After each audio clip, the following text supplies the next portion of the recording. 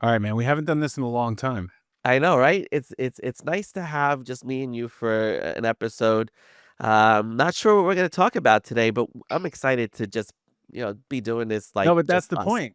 We used to do podcasts sometimes in the beginning of like we have nothing to talk about. We're just gonna Yeah, get on and whatever we want to talk about, we talk about. yeah, And 100%, man. some of those were some of the best we've ever done.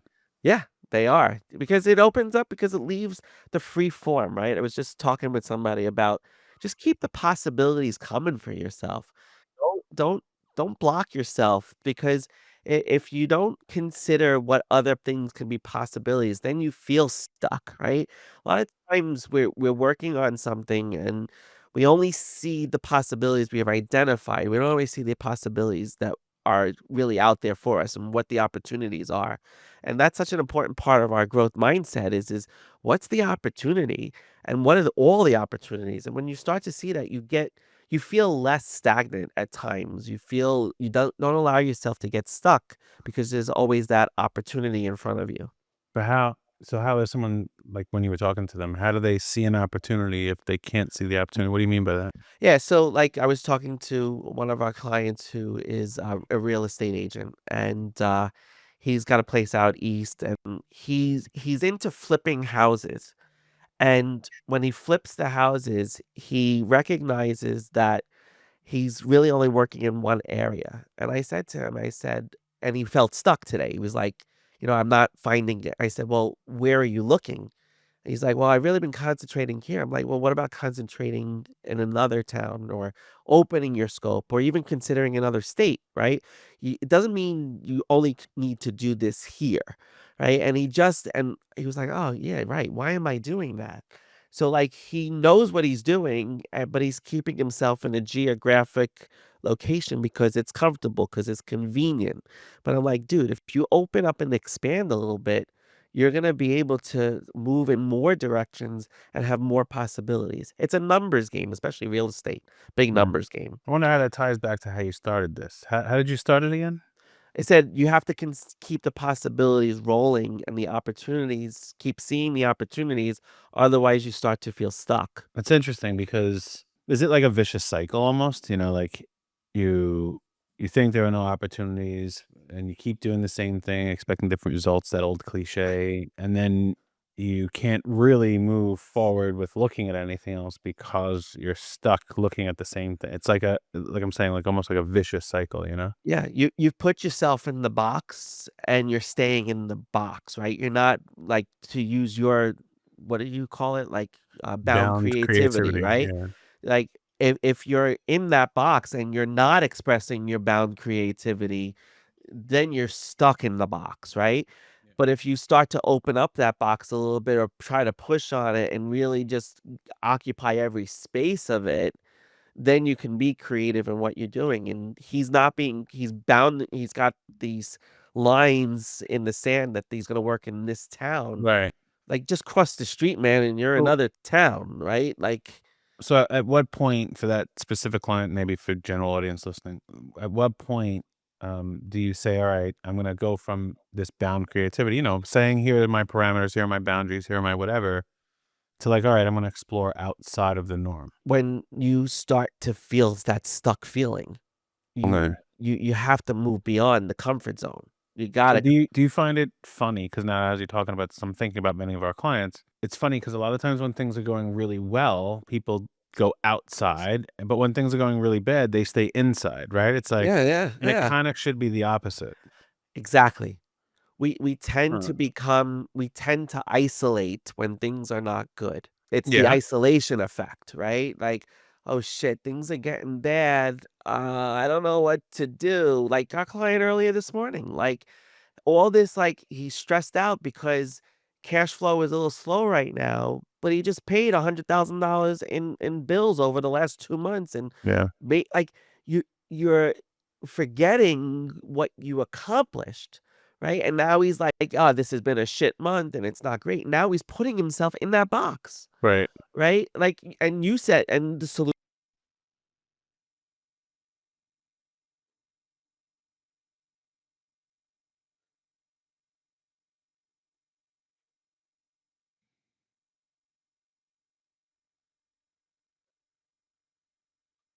Right.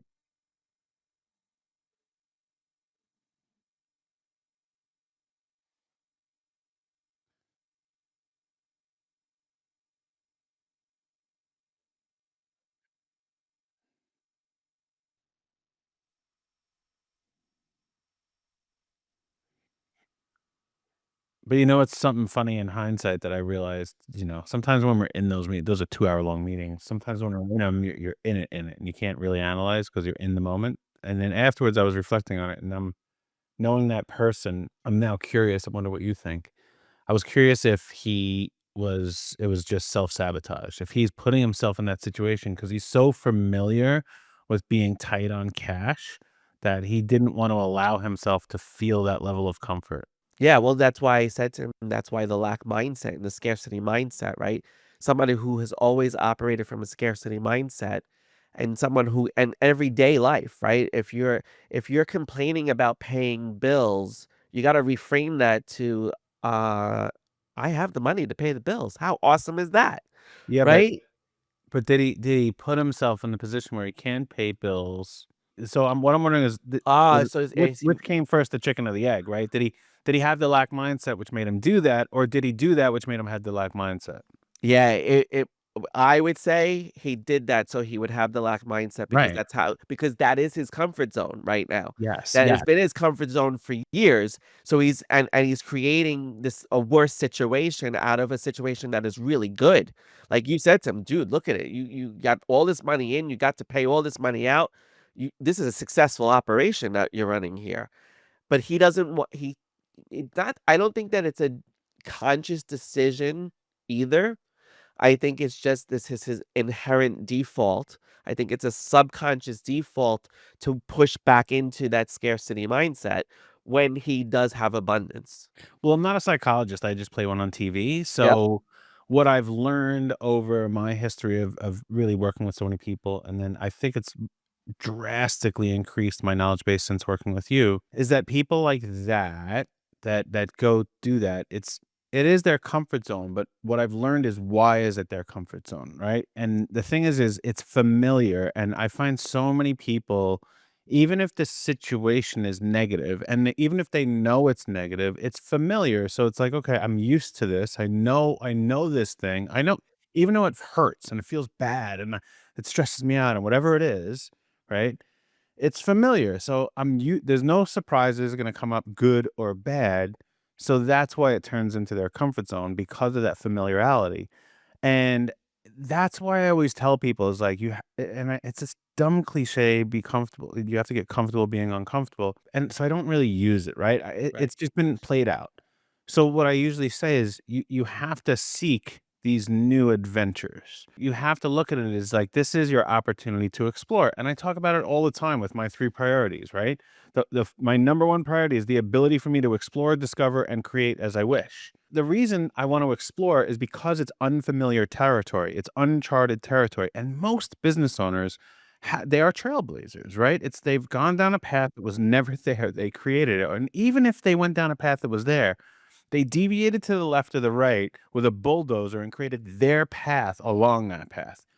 And then when I see them regressing back to familiar habits, which is usually induced by it usually comes from financial or time stress, one of those two, in my experience of it, financial or time stress. They deviate back to those old familiar habits, and those familiar habits are usually negative. That's why they've moved past them. So it's an interesting thing when someone is stuck, and what I'm saying now is I'm wondering if they're making themselves stuck, some of these people. Like with Well, the real estate person, do you think they made themselves stuck?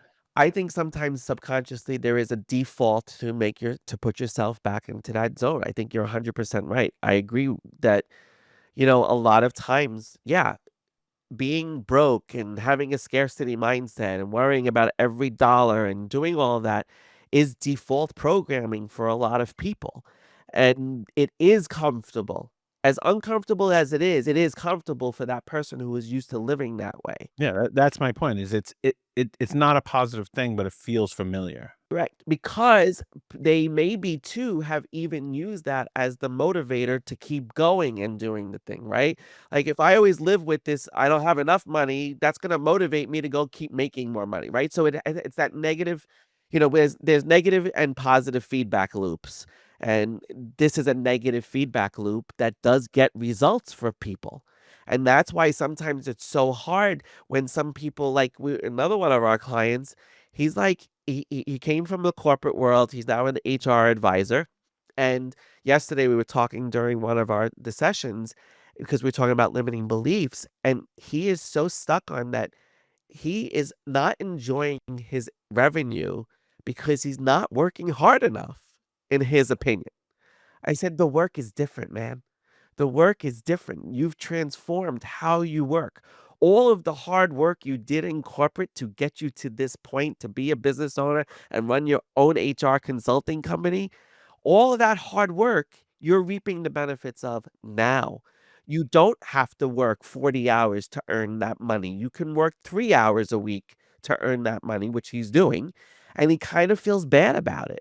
And I'm like, well, then take it a step further. What are you doing to nurture that relationship, to continue to build that relationship so they stay with you, right? Put the effort and the energy into that as well as the work that you're doing. It's just deciding what is the work that you need to do. But he's stuck in I gotta work hard, but I'm not working hard, but I don't need to work hard. And it's this vicious cycle. And so it's like we have two different clients here. One is always living in scarcity and keeps working and pushing, and the other one is living well and is not necessarily pushing. So it's interesting. It's an interesting dynamic. Well, that's why I don't like that cliche, "Get comfortable being uncomfortable," because when people think of uncomfortable, they put a negative connotation on it, and I'd rather put familiar because then it's not like, don't have the familiar because whatever and many people, that let's take that broke mindset thing, right? They're like, "Oh, if I live broke," one of my favorite books is The Millionaire Next Door. And that's basically what they're saying is like live well below your means, right? And like that's kind of what the whole thing is, and live broke, and acquire assets and save your money, and then you'll be fine. It's a wonderful concept, but when you do that long enough, okay, you can move beyond it. And that's the thing is, if that broke mindset got you to the place and really gave you this grit and this desire and this discipline to get to where you are now, well, it might never take you to where you wanna go. It might have just been needed as a tool to get you here, but now you have to get unfamiliar again and start with another tactic, and it may be something similar to that, but it might not be able to, and most likely it won't be able to be that same exact thing, because that was only good enough to get you here, and that's why I'm always talking to these people like we did today with our client is like, "Hey, you have to look at this completely different now." And that's, the second chapter of our book, or the second principle in our book is surrender, and it's saying you have to surrender your old life and accept this new one. And that's really what that is. And it sounds like you were talking about that to the real estate person is more along the lines of you have to surrender. I'm the king of this territory and I have to expand out. Correct. Yeah.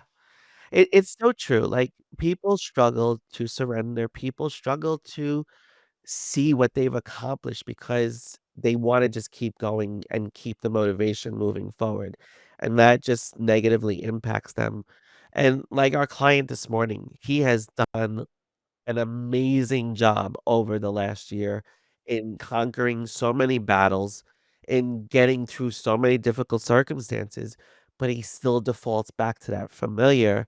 And I can't wait for the day that we see him break that. Like I just can't. And I know it's coming, and it's gonna come when he starts to understand more too about how he can forecast his revenue differently and how he can forecast his expenses. And because he said to me when you had stepped away, he said, "I just don't get all this yet." I said, "Well, you haven't seen enough regular recurrence to come up with some predictability. There's a lot of predictability in those recurrences that you see, and once you understand those, it becomes a little bit."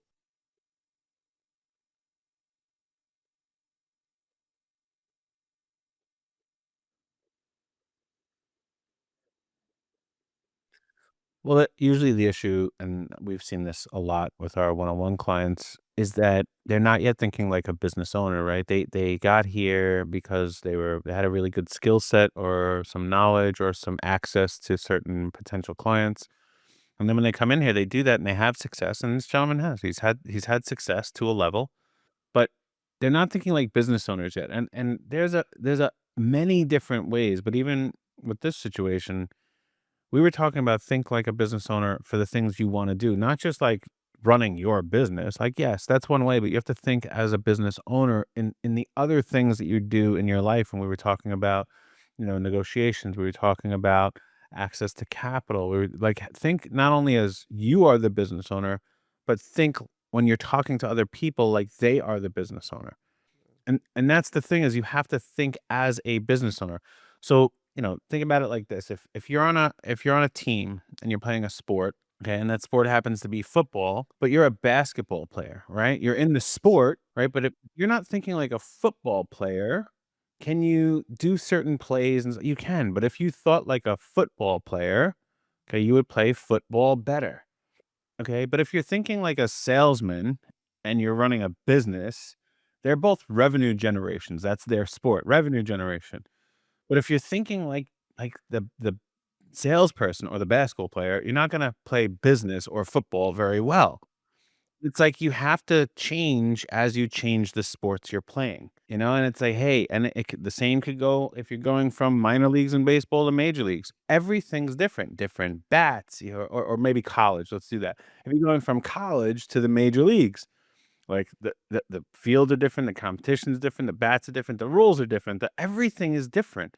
It's the same sport, but it's like, oh, I have to think about this a different way. You have to train your body a different way. You have to train your mind a different way. Like, and that's what it means is when you're gonna start thinking like a business owner, it's not just internally, it's externally. Right. Because you have to be willing to make those adjustments. If you don't know how to make those adjustments, that's what keeps you as the salesman versus the business owner.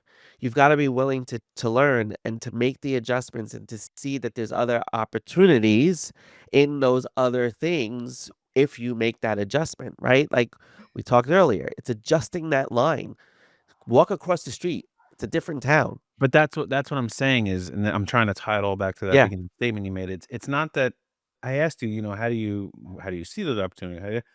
And I'm just bringing it to like if you think as a business owner, you're gonna start to see through other businesses' lens, right? And we were talking about a bank, and literally we were talking about lending and this and that, and like they're in the business of lending. They want you to borrow money because he was a little worried, like, I don't know if they're gonna want me to do. I'm gonna ask them if I can. And I was like, whoa, whoa, whoa.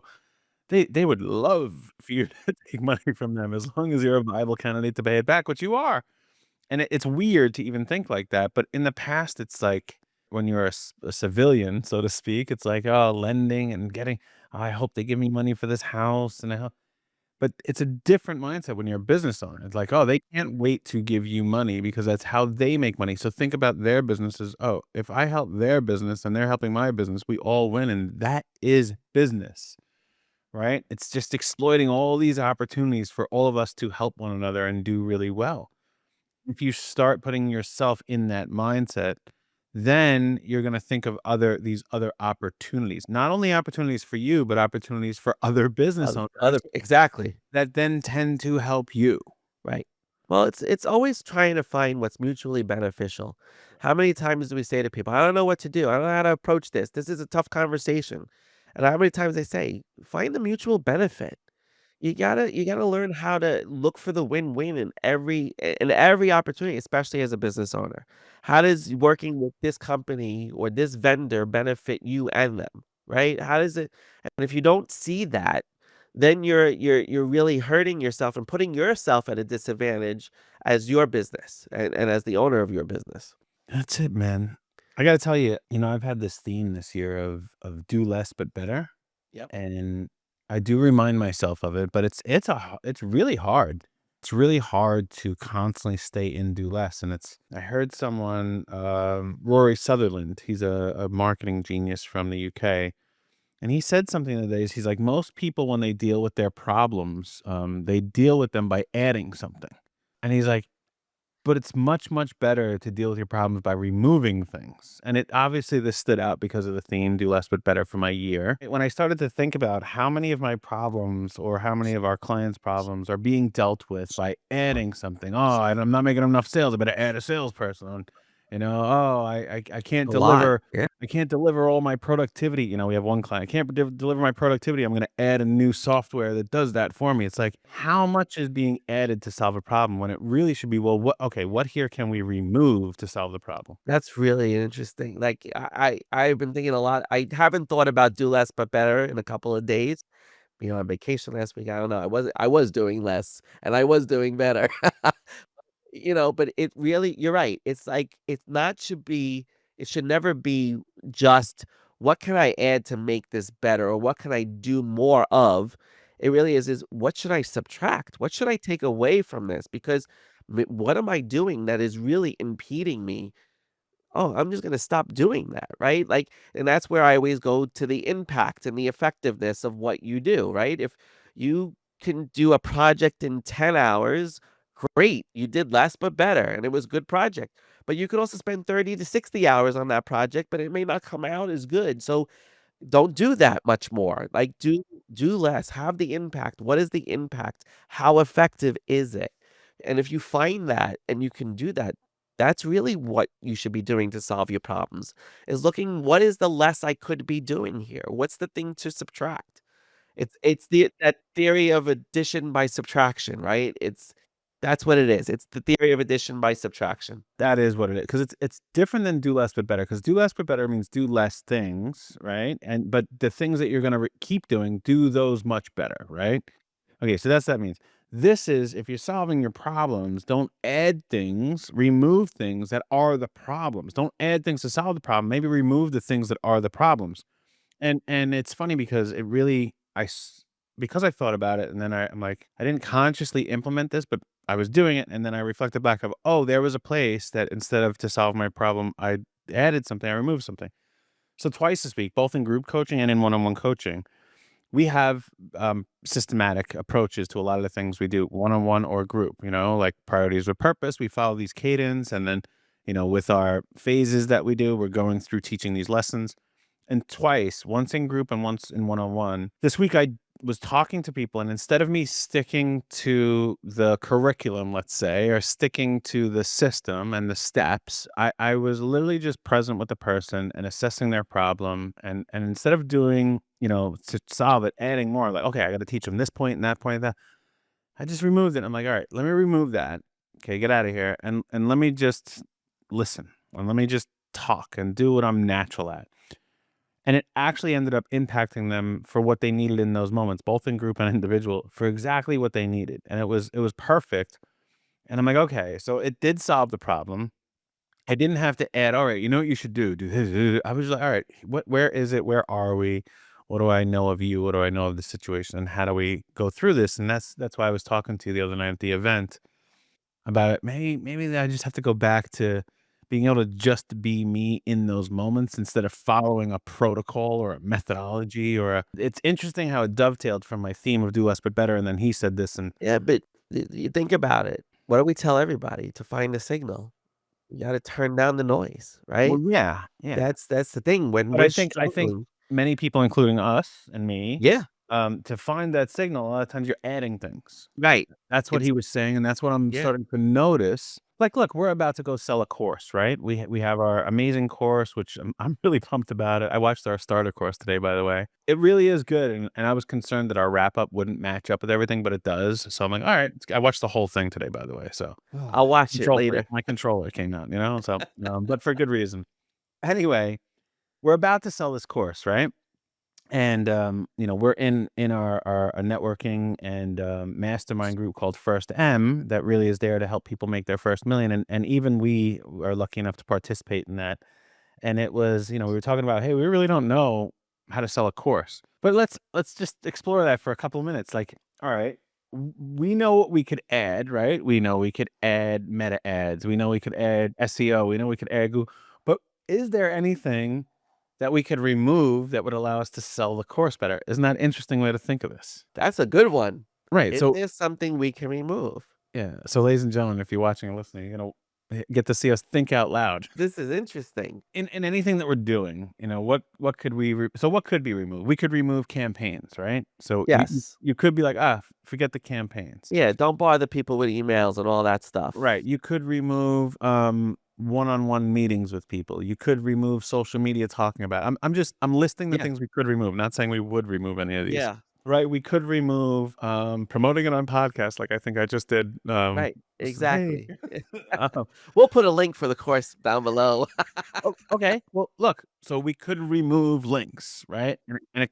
So think about that one, right? You could remove links, and the only way to do it is to talk to us, right? That's it. That could be something. Instead of all the shit we could add to try to make this course be sold better. Yeah, because you could do a gazillion things, and it all Right. becomes noise, and you don't know anything that's effective. So wait You a minute. If lose it. we're removing things because you're doing that, you're doing less. And then you could do the things that you would do much better. Like, for instance, what if we just went to our natural network of people that we know either their teams could use this or not, and be like, "Hey, I wanna meet with you." And we just sat there at our office in a coffee shop and be like, "Look, I think you should like, we know the guy in Tampa. Imagine if we flew down there and said, 'Hey, look, you and all your other agencies that you have, does this make sense?'" That would be removing sending him a proposal and a Right, thing, all that noise, all right? that noise. Just get to the point, right? Like, It could be. that it could But most people, like, that's not scalable. But does it solve the problem? mm, It's an interesting way to think, it's an right? interesting way to think. Wow. It's Alright. something alright, so I guess we'll explore this in more depth Yeah, we're gonna have to explore on it. our Friday meetings when we Yes, work on sir. the business. Yeah, like, what can we remove to make this Yeah. better? Alright, so Interesting. this was fun to be able to just, Yeah, riff. that was We good. haven't done it in a while. Yeah, it was good to do it this way. When you Alright. started it, it felt more like a Joe Rogan podcast because I'm always curious, like, how does he just goes into conversation. And it never feels forced, and you did that today. You just talked, and it didn't feel forced or anything. Just offered, man. It was good. Thanks, man. That was great. Alright, see you again. Later.